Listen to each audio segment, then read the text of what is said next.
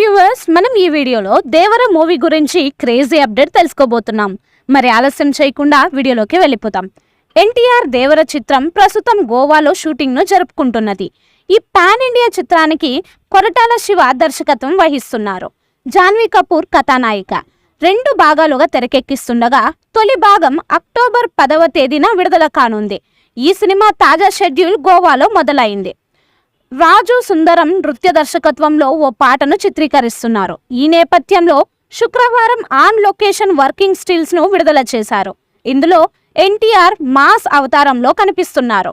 విస్మరణకు గురైన ఓ తీర ప్రాంతంలో తన వారిని రక్షించుకోవడానికి ధీరోదాత్తుడైన కథానాయకుడు చేసిన పోరాటం, ఈ క్రమంలో అతనికి ఎదురైన అవరోధాలు ఏమిటన్నదే ఈ చిత్ర కథాంశం. హై వోల్టేజ్ యాక్షన్ ఎంటర్టైనర్గా అత్యున్నత సాంకేతిక హంగులతో తెరకెక్కిస్తున్నారు. కొద్ది వారాల క్రితం విడుదల చేసిన గ్లిమ్స్లో ఎన్టీఆర్ శక్తివంతంగా కనిపిస్తున్నారు. బాలీవుడ్ హీరో సైఫ్ అలీ ఖాన్ ఈ సినిమాలో ప్రతినాయకుడి పాత్రలో నటిస్తున్నారు.